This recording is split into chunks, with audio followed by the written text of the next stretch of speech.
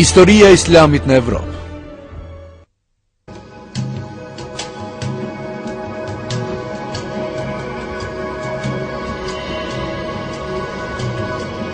Evropa e mesjetës ishte shumë e zhytur në errësirë, edhe tejet e prapambetur në shumë fusha.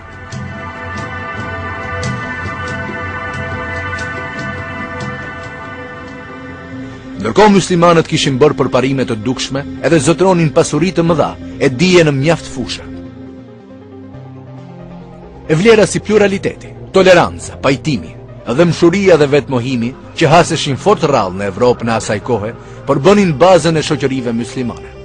Fanatizmi e evropianëve të asaj kohe, që e shkaku kryesor i barbarive të njohura me emrin kryqëzate.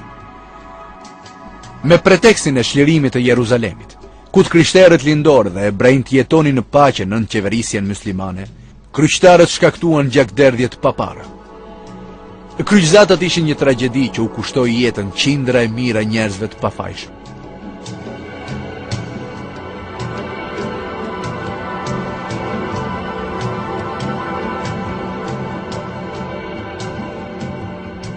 Por kjo tragjedi solli një përfitim të paparashikuar për evropianët. Evropa e cila që zhytur në errësirë mes luftrash, konfliktesh e despotizëm, gjatë kryqëzatave ju dha mundësia të njohë qytetërimin islam. Kështu ajo nisi të përfitoi nga thesari kulturor i atij qytetërimi të përparuar. Një tjetër vend nga ku evropianët përfituan prej qytetërimit islam ishte Spanja. Shteti Andaluzis, i ngritur nga muslimanët në Spanjë, ishte djepi i qytetërimit më të përparuar në botën e asaj kohe.